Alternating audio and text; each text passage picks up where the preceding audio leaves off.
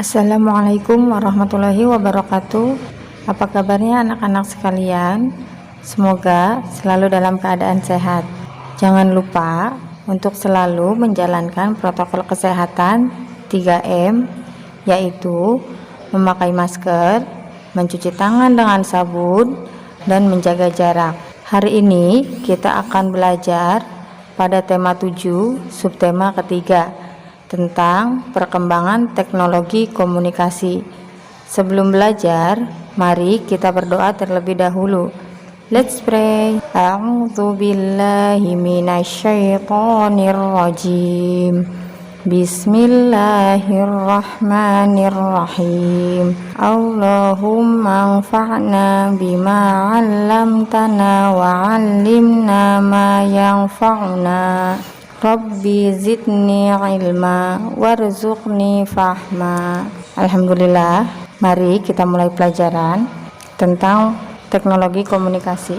Komunikasi adalah proses penyampaian informasi, baik berupa pesan atau ide maupun gagasan, dari satu pihak ke pihak lainnya, atau dari satu orang ke orang lain, yang dilakukan secara lisan maupun tulisan. Adapun tujuan dari komunikasi yaitu memudahkan kita untuk memahami apa yang diinginkan atau dimaksudkan orang lain dan sebaliknya. Seiring perkembangan zaman, alat komunikasi dibagi menjadi dua, yaitu alat komunikasi tradisional dan modern. Alat komunikasi tradisional diantaranya yang pertama ada asap. Asap digunakan suku Indian sebagai tanda adanya pesan.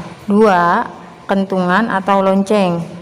Pada zaman dahulu, masyarakat Indonesia menggunakannya sebagai tanda pesan adanya bahaya. Yang ketiga, burung merpati, yaitu sebagai pengantar pesan pada zaman perang. Yang keempat, daun lontar, digunakan untuk mengirim pesan jarak jauh. Yang kelima, surat. Alat komunikasi ini menggunakan kertas dan sudah dikenal pada zaman kerajaan Hindu dan Buddha. Yang keenam, telegraf. Alat komunikasi yang menggunakan peralatan listrik untuk mengirim dan menerima sinyal sesuai dengan kode dalam bentuk pulsa listrik. Kemudian, alat komunikasi modern, yaitu ada radio. Radio merupakan alat komunikasi berupa suara dan sinyal. Kedua, ada faksimil, yaitu menerima dan mengirim informasi berupa telefoto, baik tulisan maupun foto. Yang ketiga, koran. Koran merupakan alat komunikasi tertulis yang dicetak menggunakan kertas. Lalu ada televisi. Dengan televisi, kita bisa mendapatkan informasi secara cepat dan massal. Yang kelima, telepon, yang berfungsi untuk memberikan informasi jarak jauh melalui sambungan suara. Yang keenam, internet, jaringan komputer yang saling terhubung secara global, dan kita bisa berkomunikasi serta bertukar informasi dengan orang lain di seluruh dunia. Yang ketujuh, handphone, alat komunikasi versi modern dari telepon. Yang kedelapan, komputer atau laptop, digunakan untuk mengolah data dan bisa ditampilkan serta dikirim menjadi informasi kepada orang lain. Pernahkah kalian menulis surat atau mengirim kartu pos kepada teman? Mari perhatikan gambar kartu pos berikut ini. Tahukah kalian apa itu kartu pos? Kartu pos adalah selembar kertas tebal atau karton tipis berbentuk persegi panjang yang digunakan untuk menulis dan pengiriman tanpa amplop. Kartu pos memiliki bentuk bangun datar, yaitu persegi panjang. Pada pembelajaran yang lalu, kita sudah belajar tentang luas bangun datar, dan hari ini kita akan belajar menghitung keliling pada bangun datar. Keliling bangun datar adalah jumlah panjang sisi. Keliling bangun datar dapat ditentukan dengan menjumlahkan banyaknya satuan panjang pada seluruh tepian benda.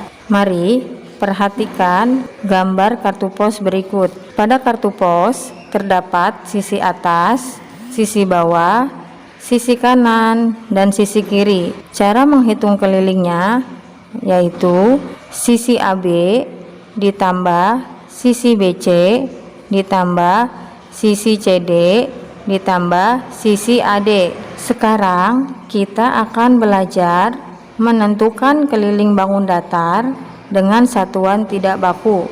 Caranya dengan menghitung banyak persegi satuan yang ada di sekeliling bangun datar. Perhatikan contoh berikut ini. Pada halaman 154 terdapat peta lokasi pameran. Kita akan menghitung peta lokasi A, yaitu pameran budaya Jawa. Satu sisi persegi menunjukkan satu satuan panjang. Mari kita hitung kelilingnya. Kita hitung bagian tepi pada peta A ada berapa satuan panjangnya. Jawabannya adalah 12 satuan panjang. Sekarang pada peta C kita hitung kembali bagian tepinya saja dan jumlah kelilingnya adalah 16 satuan panjang. Selanjutnya, bagaimana jika sisi satuannya kita ganti? Satu sisi nilainya menjadi 1 cm. 1 cm ini adalah satuan baku karena ada satuannya yaitu cm. Mari kita hitung benda berikut. Kita hitung tepinya saja. Tepi pertama yaitu 3 cm. Tepi kedua 3 cm, tepi ketiga 3 cm, tepi keempat 3 cm. Cara mencari kelilingnya, kita jumlahkan semua panjang sisinya. 3 ditambah 3 ditambah 3 ditambah 3, hasilnya 12 cm. Selanjutnya kita hitung keliling dengan satuan baku. Lihat gambar berikut. Panjang bangun di samping adalah 20 cm dan lebarnya 10 cm. Karena berbentuk persegi panjang, maka sisi yang berhadapan panjangnya sama, yaitu 20 cm dan 10 cm. Sekarang, mari kita hitung. Caranya seperti yang sudah kita pelajari, yaitu dengan cara menjumlahkan sisi-sisinya atau tepinya. 20 ditambah 10 ditambah 20 ditambah 10, hasilnya 60 cm. Selanjutnya, perhatikan bangun datar berikut. Tentukanlah keliling dari bangun datar tersebut. Bangun berikut adalah bangun datar yang semua sisinya sama. Sekarang, mari kita cari keliling bangun segitiga sama sisi. Ketiga sisinya sama, yaitu panjangnya 5 cm. Jika sebelumnya mencari kelilingnya dengan cara dijumlahkan dan segitiga sama sisi memiliki sisi yang sama, maka kita bisa mengalihkan panjangnya dengan jumlah sisinya. Panjangnya 5 cm dikalikan jumlah sisinya 3 cm. Hasilnya 15 cm. Kita cukupkan materi kita hari ini. Silakan kalian pahami dan pelajari kembali. Kita tutup dengan doa kafaratul majlis. Subhanakallahumma wa bihamdika asyhadu alla ilaha illa anta astaghfiruka wa atubu ilaik. Wassalamualaikum warahmatullahi wabarakatuh.